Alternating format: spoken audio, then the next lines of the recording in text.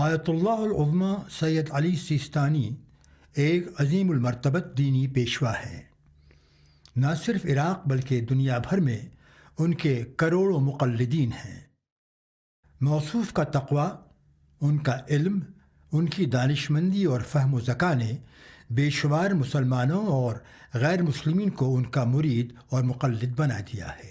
آیت اللہ العظمی سید علی سیستانی کا تعلق علماء دین کے ایک متقی اور پرہیزگار خاندان سے ہے۔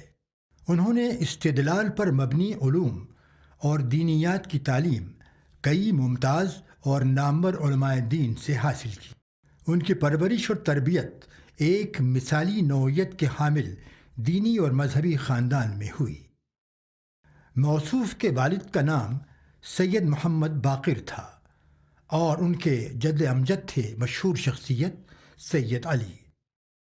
آیت اللہ العظمی سیستانی نے 5 سال کی عمر ہی میں قرآن مجید کی تعلیم شروع کی۔ اس سلسلے میں آقائے مدیر کی والدہ نامی ایک نیک خاتون نے ان کی مدد کی۔ جلد ہی انہیں ایک مذہبی درسگاہ میں شریک کیا گیا، جہاں انہیں پڑھائی لکھائی، بنیادی ریاضیات اور جغرافیہ کی تعلیم دی گئی۔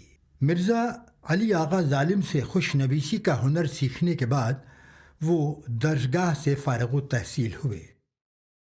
سن 1360 ہجری کے ابتدائی حصے میں انہوں نے حوزے کے بنیادی درس لینے شروع کیے۔ اس دوران موصوف نے جن کتابوں کا بغور مطالعہ کیا ان میں سیوطی کی شرح الفیہ، ابن ہشام کی مغنی، تفتزانی کی متول، مقامات علی تبریری اور شرح النظام سر فہرست ہیں۔ اس درسگاہ میں نیشا پوری جیسے عالم و فاضل ان کے ایک معلم تھے۔ شرح لمعہ اور قوانین نامی کتابوں کا درس انہوں نے سید احمد یزدی سے حاصل کیا، جنہیں نہنگ کے لقب سے پکارا جاتا تھا۔ اس دور کی نامور عالم شیخ ہاشم سے انہوں نے سطح کے درجے کی کتابوں مثلاً مکاسب، رسائل اور قیافے کی تعلیم حاصل کی۔ انہوں نے فلسفے کی کئی کتابوں کا بغور مطالعہ کیا۔ ان کتابوں میں شرح منظوم سبزواری، شرح اشراق اور صدر المتعلمین کی اسفار شامل ہیں۔ ان کتابوں کا درس انہوں نے آیسی مرحوم سے حاصل کیا۔ شواق الالہام کا درس انہوں نے شیخ مجتبیٰ قزوینی سے حاصل کیا۔ خدائی تعلیمات کے بارے میں انہوں نے علامہ مرزا مہدی اصفہانی سے بکثرت معلومات حاصل کیں۔ درین اثنا مرزا مہدی اشتیانی اور مرزا ہاشم قزوینی کی درسگاہ میں خارج کے لیکچرز میں شرکت کی۔ 1368 ہجری کے اواخر میں آیت اللہ سیستانی نے قم میں سکونت اختیار کر لی تاکہ وہاں فقہ اور اصول کی تعلیم کو مزید آگے بڑھایا جائے۔ قم میں وہ اس دور کے 2 عالم و فاضل علماء کی تعلیمات سے فیض یاب ہوئے۔ ایک تھے سید حسین طباطبائی اور دوسرے تھے کوہ کماری۔ سید طباطبائی فقہ اور اصول کے موضوعات پر لیکچر دیا کرتے تھے اور مؤخر الذکر کے لیکچرز کا موضوع تھا صرف فقہ۔ قم میں قیام کے دوران وہ علامہ سید بہبہانی سے خط و کتابت کرتے رہے۔ پھر آیت اللہ نے قم کو خیر باد کہا اور نجف اشرف کے لیے روانہ ہو گئے۔ امام حسین علیہ السلام کے 40 کے دن وہ کربلا پہنچے۔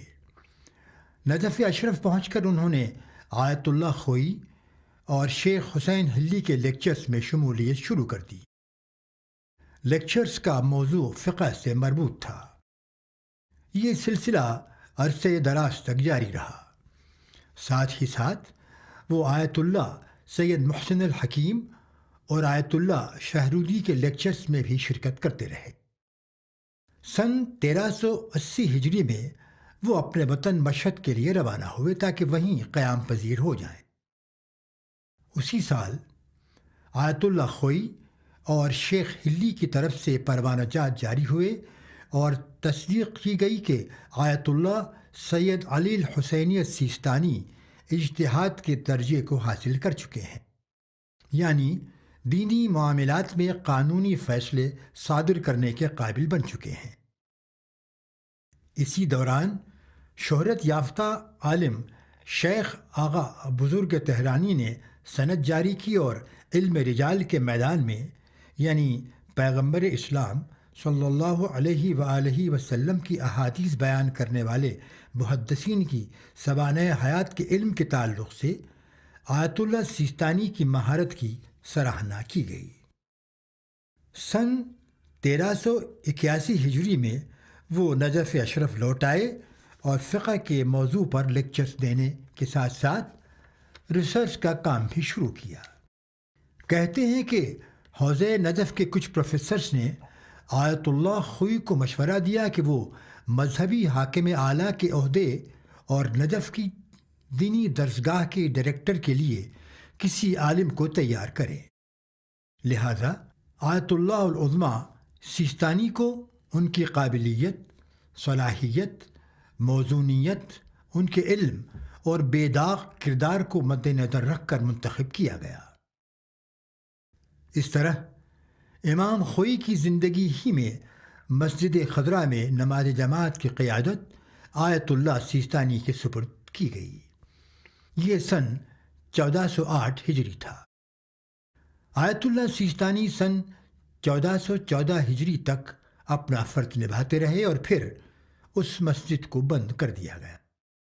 سن 1384 ہجری میں آیت اللہ سیستانی پہلی بار فریضہ حج ادا کرنے کے لیے مکہ مکرمہ گئے۔ پھر سن 1405 اور 1406 میں وہ دوسری اور تیسری بار حج بیت اللہ سے سرفراز ہوئے۔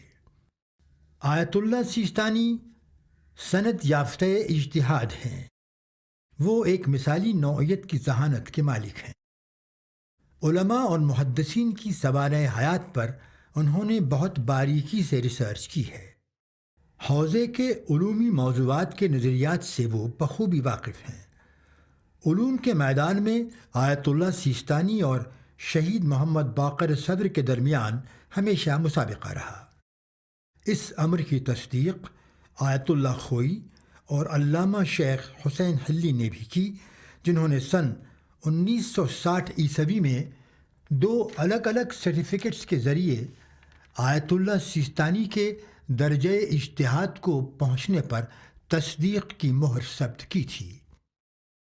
مذکورہ دونوں بلند پایہ علماء دین نے آیت اللہ سیستانی کی شخصیت اور ان کے علم کی سراہنا کی۔ یہ کہنا نامناسب نہ ہوگا کہ اس وقت تک آیت اللہ خوئی نے اپنے شاگردوں میں آیت اللہ سیستانی کے ماں سوا صرف حوزہ مشہد کے سربراوردہ عالم آیت اللہ شیخ علی فلسفی کے علم اور اجتہاد کی واضح طور پر تعریف کی تھی۔ علاوہ بری مشہور علامہ شیخ آغا بزرگ نے سن 1960 میں آیت اللہ سیستانی کے نام روانہ کردہ ایک مراسلے میں ان کی ذہانت، قابلیت اور علم رجال اور احادیث پر مکمل عبور کو قابل تحسین بتلایا تھا۔ یاد رہے کہ ہمارے آقا آیت اللہ سیستانی کو یہ بلند درجہ اور مقام اس وقت حاصل ہوا جب ان کی عمر صرف 31 سال تھی۔ آیت اللہ سیستانی ایک عالی ظرف، منکسر مزاج اور متقی انسان ہیں۔ وہ امام کے ایک سچے اور مستحق نمائندے ہیں اور سارے معاملات میں قرآن مجید اور اہل البیت علیہم السلام کی تعلیمات کو مد نظر رکھتے ہیں اور انہی پر عمل پیرا ہوتے ہیں۔ وہ ایک معمولی قسم کے گھر میں رہتے ہیں جہاں معمولی سا فرنیچر ہے۔ وہ انتہائی سادہ اور کم قیمت لباس پہنتے ہیں۔ نجف اشرف کے علماء ان کے منصفانہ رویے اور ان کی مساوات پسندی کی کھل کر تعریف کرتے ہیں۔ سارے علماء اس بات پر متفق ہیں کہ آیت اللہ سیستانی نے ہمیشہ دوسروں کی رائے کا احترام کیا ہے۔ بے پناہ علم اور تجربے کی دولت کے باوجود وہ دوسروں کے ساتھ بڑی منکسر مزاجی اور شائستگی سے مسائل اور موضوعات پر بحث کرتے ہیں۔ آیت اللہ سیستانی ہر قسم کے تنازع سے دور رہتے ہیں اور دوسروں کی رائے کو کبھی نظر انداز نہیں کرتے۔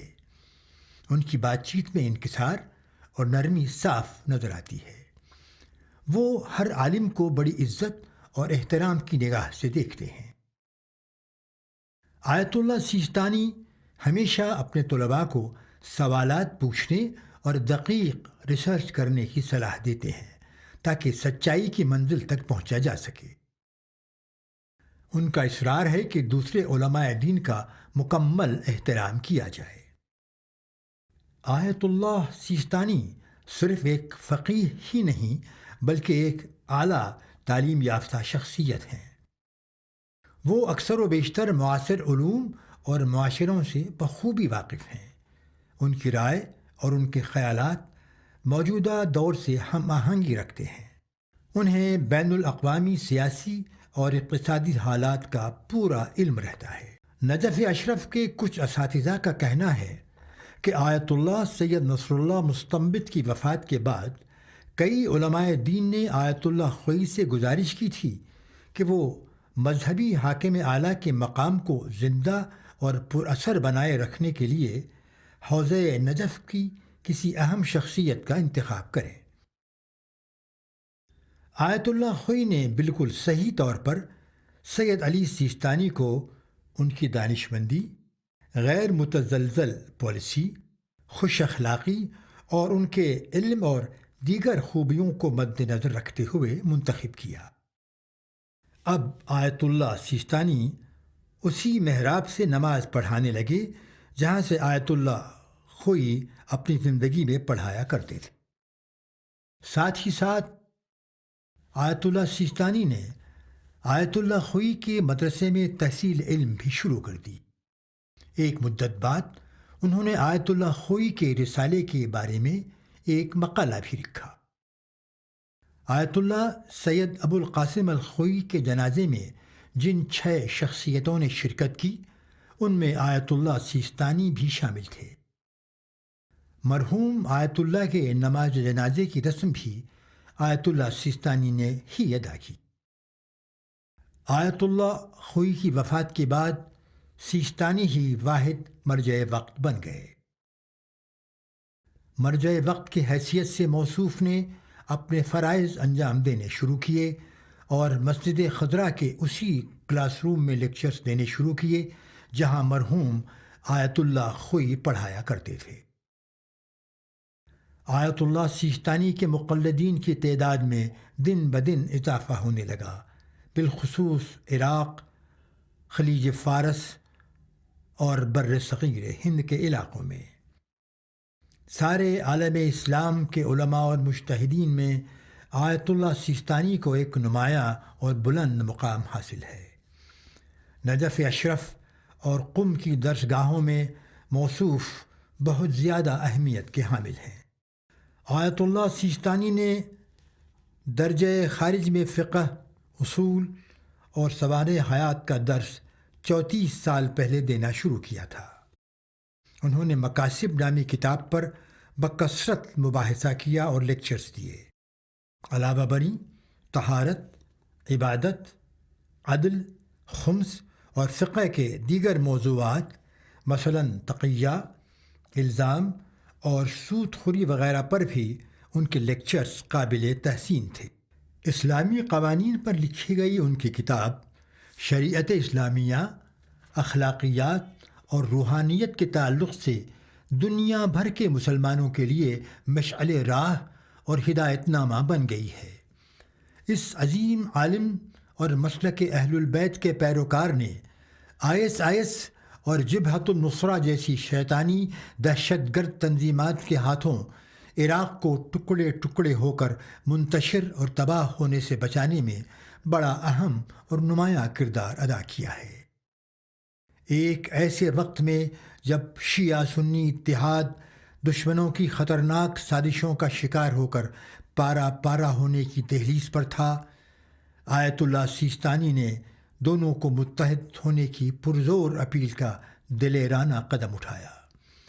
اس عظیم شیعہ عالم دین نے اپنی حکمت اور کوششوں کے ذریعے شیعہ اور سنی دونوں مسلمان بھائیوں کو خانہ جنگی کی آگ میں کودنے اور ایک دوسرے کو نفرت کی نگاہوں سے دیکھنے سے روکا۔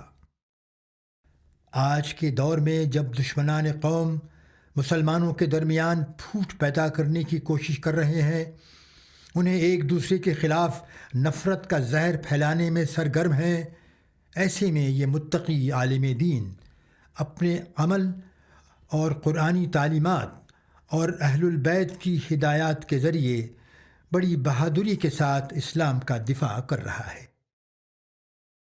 سن 2007 عیسوی میں شیعہ اور سنی مسلمانوں میں کچھ تشدد پسند تخریبی عناصر نفرت اور دشمنی کا زہر پھیلا رہے تھے۔ دونوں ایک دوسرے کو نفرت اور حقارت کی نگاہ سے دیکھ رہے تھے، یہاں تک کہ ایک دوسرے کو وہ مرتد کہنے سے تک گریز نہیں کر رہے تھے۔ ان تخریب پسند گروہوں کا یہ مقصد تھا کہ وہ امت مسلمہ میں پھوٹ پیدا کریں، شیعہ اور سنی بھائیوں کو آپس میں لڑا کر ملک میں افراتفری پھیلائیں۔ ایسے نازک اور خطرناک ماحول میں آیت اللہ سیستانی کا وہ مشہور تاریخی خطبہ آج بھی سب کو یاد ہے، جس میں انہوں نے کہا تھا، شیعہ عوام اپنے سنی بھائیوں کو بھائی نہیں بلکہ اپنی روح کہیں۔ شیعہ اور سنی عوام کی عقیدوں میں در حقیقت کوئی فرق نہیں۔ میں سارے عراقیوں کا، چاہے وہ سنی ہوں یا شیعہ، خادم ہوں۔ میری محبت سب کے لیے یکساں ہے۔ بے شک اسلام پیار و محبت کا مذہب ہے۔ انہوں نے شیعہ عوام سے اپیل کی کہ وہ اپنے حقوق کا تحفظ کرنے سے قبل اہل سنت کے سماجی اور سیاسی حقوق کا تحفظ کریں۔ پھر سن 2014 عیسوی میں آئی ایس کے دہشت گردوں نے عراق میں نسل کشی اور قتل عام کا ہولناک ماحول بنا رکھا تھا۔ ایک ہی دن میں 1700 نوجوانوں کو قتل کر دیا گیا کیونکہ ان کا تعلق شیعہ مسلک سے تھا۔ رفتہ رفتہ سینکڑوں سنیوں، عیسائیوں اور یزیدیوں کا بھی قتل عام ہونے لگا کیونکہ وہ آئی ایس کے تکفیری نظریے کے مخالف تھے۔ عراق کی حالت ناگفتہ بہ تھی اور وہ دنیا سے مدد کی درخواست کر رہا تھا۔ ایسے نازک غیر محفوظ امتحانی دور میں آیت اللہ سیستانی نے کربلا میں اپنے نمائندے کے ذریعے اعلان کروایا کہ جو مرد صحت مند اور جنگ لڑنے کے قابل ہیں وہ ہتھیار اٹھائیں اور سرکار کی فوجوں کے شانہ بشانہ عراق کا دفاع کریں۔ انہوں نے اس بات پر زور دیا کہ وقت کا سب سے اہم تقاضا یہ ہے کہ سارے عراقی عوام متحد ہو جائیں۔ آیت اللہ کے اس فرمان کے نتیجے میں عوامی متحدہ افواج عالم وجود میں آئیں، جو آج بھی آئی ایس کے خلاف عراقی فوجی دستوں کی جنگی کارروائیوں میں جوش و خروش کے ساتھ حصہ لے رہی ہیں اور عراقی عوام کے ماں سوا عراق میں موجود مقامات مقدسہ کی حفاظت کر رہی ہیں۔ یہ بالکل سچ ہے کہ دنیا آیت اللہ سید علی سیستانی کو عراق کے منجی کے نام سے یاد کرتی ہے۔ آیت اللہ سیستانی آج بھی کروڑوں لوگوں کے دلوں میں ہدایت کے چراغ روشن کر رہے ہیں اور انہیں قرآن مجید اور اہل بیت محمد صلی اللہ علیہ وآلہ وسلم کے بتائے ہوئے راستے پر گامزن ہونے کا درس دے رہے ہیں۔ والسلام۔